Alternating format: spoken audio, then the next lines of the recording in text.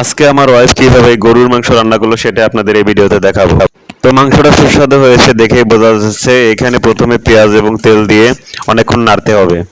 তো এভাবে সুন্দরভাবে নাড়াচাড়ার পর এখান থেকে দিতে হবে পেঁয়াজ বাটা। পেঁয়াজ বাটাটা একটু সামান্য করে ভেজে নেবেন যেন সুন্দরভাবে এটা মিক্সড হয়। পেঁয়াজ বাটাটা যখন ভালোভাবে ভাজা হয়ে যাবে তখন এখানে দিয়ে দিবেন আদা রসুন বাটা। আদা রসুনটাকে একটু ভেজে নিব, তারপরে দিয়ে দিব গরম মশলার জিরা বাটা। তো পরিমাণ মতো দেখছেন আমি জিরা বাটা দিয়ে দিলাম। আর গরম মশলার জিরা বাটাটা কিন্তু একসাথেই বেটে নেওয়া হয়েছিল, তাই আলাদাভাবে দেওয়া হয়নি। এখন এখানে দিয়ে দেব 2 চামচ মরিচের গুঁড়া। আর ঝালটা আপনাদের অবশ্যই পরিমাণ মতো দিবেন। এখানে দিয়ে দিলাম হলুদের গুঁড়া, 2 চামচ হলুদের গুঁড়া দিয়ে দিতে হবে পরিমাণ মতো।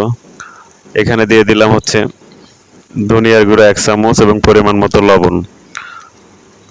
দেওয়ার পর আমি এটা সুন্দরভাবে নেড়ে চেড়ে নেব যাতে সুন্দরভাবে মিক্স হয়। তো এখানে হালকা পরিমাণ পানি দিয়ে দিতে হবে, না তো এটা পুড়ে যাবে।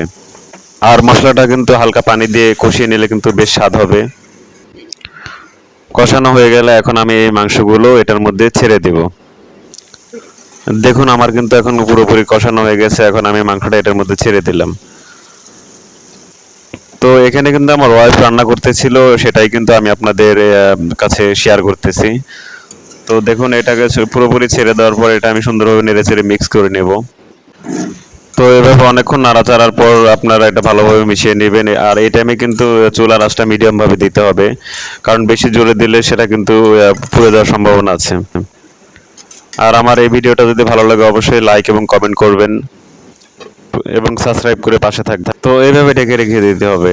তারপরে দেখুন শুধু কিন্তু মাংস খেলে হয় না, পাশাপাশি একটা ভাজি থাকলে ভালো হয়। তাই দেখুন এখানে কিন্তু ভাজিও করা হচ্ছে, শুটকি এবং ধুন্দুল দিয়ে কিন্তু সুন্দর একটা ভাজি তৈরি করা হয়েছিল। অসাধারণ স্বাদ হয়েছিল, দেখতেই বোঝা যাচ্ছে।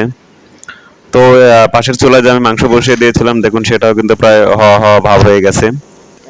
তো কষানো কিন্তু পুরোপুরি হয়ে গেছে। এখন কিন্তু আমি পরিমাণ মতো ঝোল দিয়ে দেবো। দেখুন এখানে কিন্তু আমি পানি দিয়ে দিচ্ছি। আর পানিটা কিন্তু গরম করে নিলে আরো ভালো হয়। এখানে কিন্তু আমি গরম করে নিয়েছিলাম পানি, কারণ ঠান্ডা পানি দিলে সেটা গরম পানি দিলে কিন্তু বেশি স্বাদ হয়, তাই কিন্তু এখানে গরম পানি দেওয়া হয়েছে। আর এটা কিন্তু তাড়াতাড়ি সিদ্ধ হওয়ার সম্ভাবনা বেশি থাকে। কিন্তু আমি প্রায় 10 মিনিট রেখে দিয়েছি। আমি দেখতেছি যে মাংসটা পুরোপুরি হয়েছে কিনা, না এখনো হয় নাই। এটা আরো কিছুক্ষণ রেখে দিতে হবে। আমি কিন্তু এভাবে নেড়ে চেড়ে কিন্তু আমি আবারও এটা রেখে দেবো আরো কিছুক্ষণ, কারণ মাংস কিন্তু পুরোপুরি সিদ্ধ না হলে কিন্তু খেতেও ভালো লাগে না।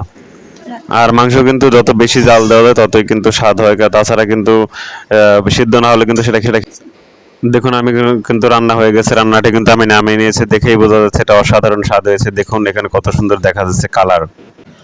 তো রান্নাটা কিন্তু হয়ে গেছে। আমি বলেছি যে চা খাবো, তাই কিন্তু এখানে দুধও জাল দেওয়া হচ্ছে। ভিডিওটা ভালো লাগলে লাইক